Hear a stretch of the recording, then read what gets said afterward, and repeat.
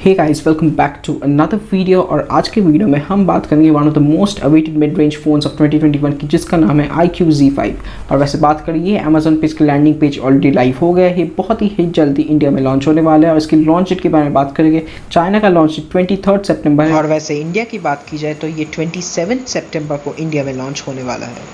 And now without waiting any further, let's get started.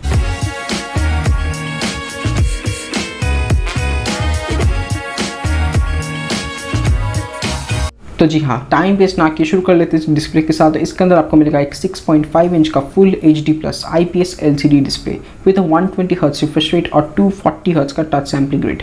तो देखा जाए डिस्प्ले में ज़्यादा कुछ अपडेट नहीं है iQOO Z3 के रिस्पेक्ट में, सिर्फ इतना बता दूँ कि पंच होल मिलेगा नॉच की जगह और बेजल्स थोड़े बहुत कम हुए हैं। और इसके अंदर फिर से आपको गोरिल्ला ग्लास प्रोटेक्शन नहीं मिलेगा और ग्लास बैक भी नहीं मिलेगा, प्लास्टिक बैक ही मिलने वाला है, लेकिन फिर भी थोड़ा बहुत अपडेट डिस्प्ले में किया गया है। बात करें इसके प्रोसेसर की, तो इसके अंदर आपको एक बड़ा जंप मिलेगा स्नैपड्रैगन का 778G 5G।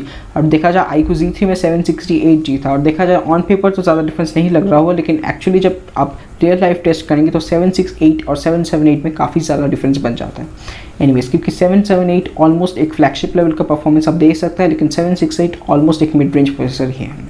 एनीवेज, बात करें बाकी स्पेसिफिकेशंस की, तो इसके अंदर आपको मिलेगा 64 मेगापिक्सल का ट्रिपल कैमरा सेटअप, 64 मेगापिक्सल का मेन कैमरा, 8 मेगापिक्सल का अल्ट्रा वाइड कैमरा और 2 मेगापिक्सल का एक टू डेप्थ कैमरा। तो कैमरा भी देखा जाए कोई भी अपडेट इस बार नहीं किया गया है। सेल्फी की भी बात कर लेते हैं, वो भी बिल्कुल सेम है, 16 मेगापिक्सल का पंच होल सेल्फी कैमरा। अब आते हैं बैटरी के बारे में, जहाँ पे थोड़ा बहुत अपडेट मिला है हमें, क्योंकि बैटरी में आपको मिलेगा 5000 mAh का एक बड़ी बैटरी, साथ मिलेगा 44 वाट का फास्ट चार्जिंग।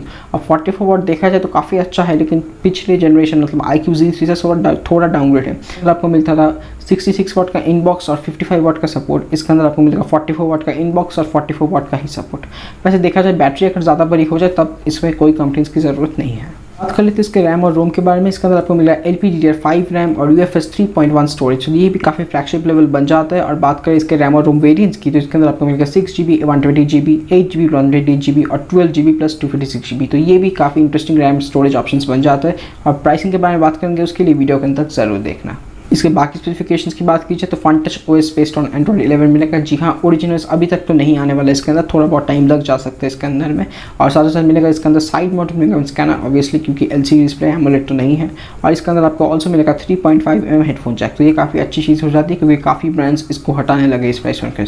और फाइनली बता दो कि इसके अंदर आपको डुअल स्टीरियो स्पीकर से मिलेगा, एक ऐसी चीज़ जो प्रीवियस जनरेशन iQOO Z3 में मिसिंग थी। और इस बार ये भी बता जा रहा है कि हैप्टिक फीडबैक भी इंप्रूव किया जाएगा।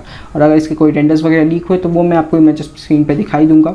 और बात करें इसके फाइनल सेगमेंट की, जो कि है इसकी प्राइसिंग।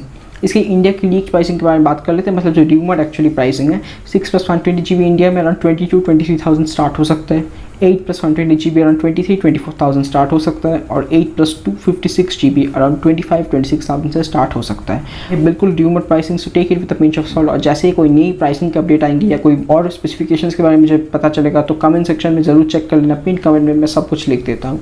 हाँ, तो मुझे उम्मीद है आपको वीडियो पसंद आए तो लाइक शेयर सब्सक्राइब जरूर कर लेना, और मैं मिलता हूँ अगली वीडियो में। Till then, take care and goodbye.